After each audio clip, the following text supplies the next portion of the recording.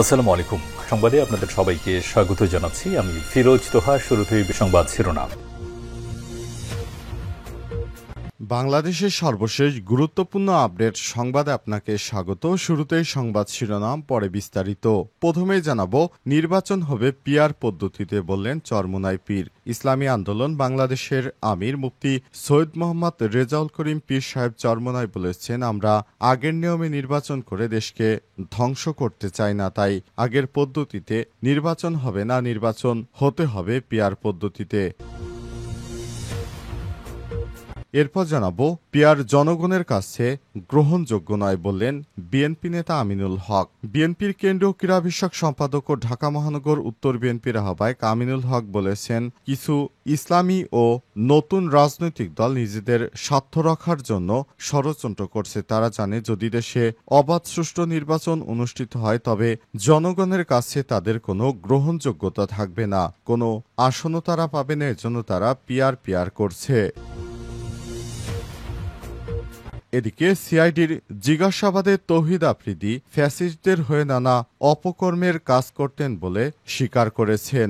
YouTuber তৌহিদ আফ্রিদিকে 5 দিনের রিমান্ডে পেয়ে জিজ্ঞাসাবাদ শুরু করেছে পুলিশের অপরাধ তদন্ত বিভাগ সিআইডি। জিজ্ঞাসাবাদে তার ছাত্র জনতার অভ্যুত্থান বিরোধী কর্মকাণ্ড সহ গুরুত্বপূর্ণ নানা বিষয় তার অপকর্মের অভিযোগের সত্যতা পাওয়া গেছে। বরিশাল থেকে তাকে গ্রেপ্তারের পর প্রতারণা, নির্যাতন, জিম্মি, আর্থিক অপরাধের মতো নানা অভিযোগ সামনে আসতে শুরু করে। বিষয়গুলো জিজ্ঞাসাবাদের পর জানা গেছে তৌহিদ আফ্রিদি এসব বিষয়ের সঙ্গে সরাসরি যুক্ত। এদিকে জাতীয় ফুটবল দলের সাবেক খেলোয়াড় অস্ত্রসহ আটক। পীরগঞ্জে মাদক সম্রাট আরমানের সহযোগী বাংলাদেশ জাতীয় ফুটবল দল অনূর্ধ্ব-15 সাবেক খেলোয়াড় আশিকুর রহমান আশিক ও আরিফ হোসেন বাঁধনকে ইয়াবা ও দেশীয় অস্ত্র, মোটরসাইকেল সহ আটক করেছে পুলিশ। এদিকে ট্রাম্পের 50% শুল্ক আরোপ আতঙ্কে ভারতীয় ব্যবসায়ীরা। এক ভুতুড়ে নীরবতা তৈরি হয়েছে এক কৃষ্ণমূর্তির গার্মেন্টস কারখানায়। এটি ভারতের পোশাক রপ্তানির অন্যতম কেন্দ্র তিরুপপুরে অবস্থিত। মেঝেতে প্রায় 200টি ইন্ডাস্ট্রিয়াল সেলাই মেশিনের মধ্যে কাজ করছে মাত্র অল্প কিছু সংখ্যক লোক, কারণ আজ থেকে কার্যকর হচ্ছে যুক্তরাষ্ট্রের 50% শুল্ক। শুল্কের আতঙ্কে এখন ভারতীয় ব্যবসায়ীরা। অনেকের গন্তব্যই ছিল শুধুমাত্র যুক্তরাষ্ট্রের মার্কেট, কিন্তু তারা এখন চরম বিপাকে পড়েছে। তারা এখন এই মালামাল কোথায় বিক্রি করবে, কারণ 50% এক্সট্রা টাকা দিয়ে কেউ ভারতীয় পণ্য কিনবে না। এবং সর্বশেষ জানাবো, গাজা ছাড়ছে ফিলিস্তিনিরা। ইসরায়েলের যুদ্ধবিরোধী বিক্ষোভ, হাজার হাজার মানুষ। টানা গোলাবর্ষণের পর গাজা শহর থেকে অসংখ্য পরিবার এলাকা ছাড়তে শুরু করেছে। এদিকে ইসরায়েলের অভ্যন্তরে শুরু হয়েছে যুদ্ধবিরোধী দেশব্যাপী বিক্ষোভ, যেখানে বন্দীদের মুক্তি ও গাজা যুদ্ধে অবসানের বিভিন্ন দাবি জানানো হচ্ছে। প্রিয় দর্শক, এতক্ষণ শুনছিলেন সংবাদ শিরোনাম, এবারে বিস্তারিত। তবে তার আগে বন্ধুরা, অনুরোধ থাকবে সংবাদটিতে একটি লাইক দিন। এই চ্যানেলে আপনি নতুন হয়ে থাকলে আমাদের সংবাদটি দেখতে দেখতে চ্যানেলটি সাবস্ক্রাইব করে রাখুন। কমেন্ট করে বন্ধুরা আপনার মূল্যবান মতামত জানিয়ে দিন আপনি বিশ্বের কোন দেশ থেকে বা বাংলাদেশের কোন স্থান থেকে আমাদের সংবাদটি দেখছেন এবং শুনছেন। আর বন্ধুরা, এই সংবাদটি আপনার সোশ্যাল মিডিয়া ফেসবুকে শেয়ার করে বন্ধুদেরও দেখার সুযোগ করে দিন। গাজা যুদ্ধে আপনি যদি নিরীহ ফিলিস্তিনিদের ভালোবেসে থাকেন, কমেন্টে ইয়েস লিখে বিশ্ববাসীকে জানিয়ে দিন। এবারে বিস্তারিত। নির্বাচন হবে পিআর পদ্ধতিতে বললেন চরমোনাই পীর। ইসলামী আন্দোলন বাংলাদেশের আমির মুফতি সৈয়দ মোহাম্মদ রেজাউল করিম পীর সাহেব চরমোনাই বলেছেন, আমরা আগের নিয়মে আর নির্বাচন করে দেশটাকে ধ্বংস করতে চাই না, তাই আগের পদ্ধতিতে নির্বাচন হবে না, নির্বাচন হবে পিআর পদ্ধতিতে। তিনি আরো বলেন, 24-এর গণ আন্দোলনে হাজার হাজার মায়ের বুক খালি হয়েছে, অনেক ছেলে মেয়ে পঙ্গুত্ববরণ করেছে। এর নিশ্চয়ই একটা উদ্দেশ্য ছিল, আমরা সবাই মিলে দেশটাকে সুন্দর সুন্দরভাবে সাজাবো, কিন্তু এখন আমরা যে লক্ষ্য করছি সেটা হলো দেশের ভেতরে বিভিন্ন ষড়যন্ত্র শুরু হয়েছে। এসব ষড়যন্ত্রকে আমরা মোকাবেলা করব। দেশে যে প্রচলিত নির্বাচন ব্যবস্থা আছে তাতে ফ্যাসিবাদের জন্ম হয়, দেশের টাকা বিদেশে পাচার করা হয়। আমরা দেখেছি ফ্যাসিস্ট সরকারের এক মন্ত্রী 3টি দেশে 220টি বাড়ি কিনেছে, যার মূল্য 5,000 কোটি টাকার উপরে। এ টাকা কি তার বাবা অথবা তার দাদা রেখে গিয়েছিল?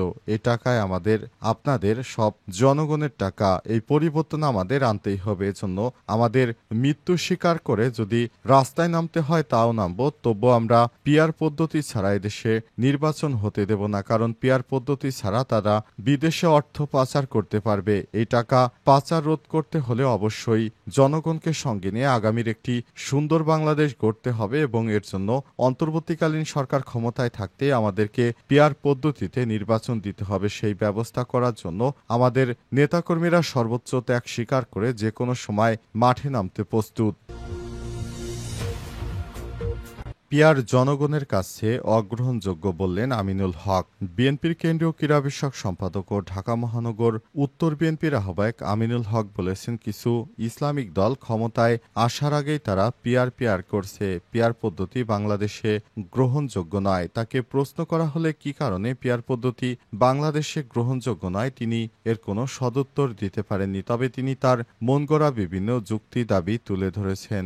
বিএনপির নেতা আমিনুল হক জানিয়েছেন, পিআর পদ্ধতি এদেশের জনগণ বোঝে না। পিআর পদ্ধতির মাধ্যমে ভোট হলে এদেশে তারা নির্বাচনকে প্রতিহত করার জন্য নানারূপ ষড়যন্ত্র করছে। পিআর পদ্ধতির মাধ্যমে এদেশে জনতারা পিআর পদ্ধতির মাধ্যমে মূলত কোনো ভোট চায় না। কারণ পিআর পদ্ধতির মাধ্যমে ভোট এদেশের মানুষ কখনোই গ্রহণ করেনি, ভবিষ্যতেও গ্রহণ করবে না। পিআর পদ্ধতি সিস্টেমটি একটি বিদেশি সিস্টেম, এই নীতি কেউ বিশ্বাস করে না। এদেশের জনগণ আগের মতোই স্বতঃস্ফূর্তভাবে ভোট দিতে চায়। অন্তর্বর্তীকালীন সরকার যে নির্দিষ্ট সময়ে নির্বাচনের তারিখ ঘোষণা করেছেন এজন্য সাধুবাদ জানিয়েছে বিএনপির এই নেতা। তিনি বলেছেন, নেতাকর্মীদের সতর্ক থাকতে হবে যাতে করে নির্বাচন নিয়ে কেউ কোনরূপ ষড়যন্ত্র করতে না পারে।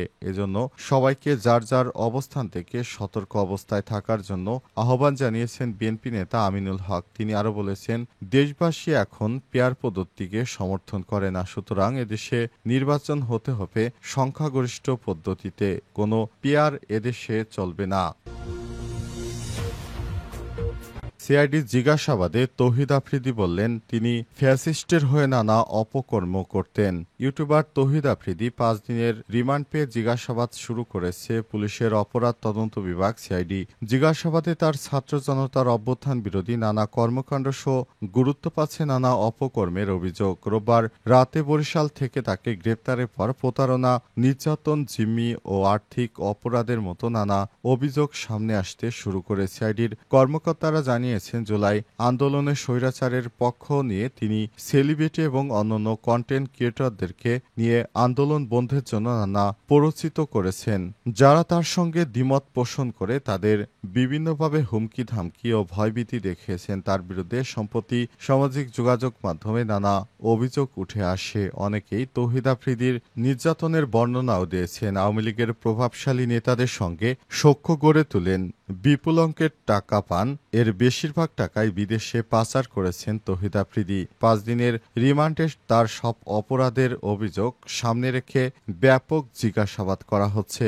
যাত্রাবাড়ী থানায় বৈষম্য বিরোধী আন্দোলনে আসাদুল হক বাবু হত্যা মামলায় গ্রেপ্তার তৌহিদ আফ্রিদিকে 5 দিনের রিমান্ডে নেওয়া হয়। এর আগে গত 17 আগস্ট একই মামলায় রাজধানীর গুলশান থেকে গ্রেপ্তার হন তৌহিদ আফ্রিদির বাবা বেসরকারি টিভি মাই টিভির চেয়ারম্যান নাসির উদ্দিন সাথী। ট্রাম্পের 50% শুল্ক আরোপ আতঙ্কে ভারতীয় ব্যবসায়ীরা। এক ভুতুড়ে নিরাপত্তা তৈরি হয়েছে এখন কৃষ্ণমূর্তির গার্মেন্টস কারখানায়। এটি ভারতের পোশাক তৈরির ও রপ্তানির অন্যতম তিরুপে অবস্থিত। মেঝেতে প্রায় 200টি ইন্ডাস্ট্রিয়াল মেশিনের মধ্যে কাজ চলছে মাত্র কিছু সংখ্যক লোকের হাতে। মার্কিন যুক্তরাষ্ট্রের কয়েকটা বৃহত্তম রিটেল খুচরা বিক্রেতার জন্য মৌসুমের শেষ অর্ডারে কাজ করছেন ওই কর্মীরা। ওই অর্ডার শিশুদের পোশাক তৈরি করে। ওই ঘরের এক প্রান্তে নতুন ডিজাইনের জন্য কাপড় কাপড়ের নমুনার স্তূপে ধুলো জমে আছে, যার নেপথ্যে রয়েছে ভারতের উপর মার্কিন প্রেসিডেন্ট ডোনাল্ড ট্রাম্পের আরোপিত 50% বাণিজ্যিক শুল্ক। এই শুল্ক বুধবার থেকে কার্যকর হওয়ার কথা। মার্কিন যুক্তরাষ্ট্রে পোশাক, চিংড়ি এবং রত্ন, গহনাসহ বিভিন্ন পণ্যের প্রধান রপ্তানিকারক দেশ ভারত। বাণিজ্য বিশেষজ্ঞদের মতে রাশিয়ার তেল ও অস্ত্র কেনার জন্য 25% জরিমানা সহ এই চড়া শুল্ক চাপানোয় ভারতীয় পণ্যের উপর নিষেধাজ্ঞা জারির সমান।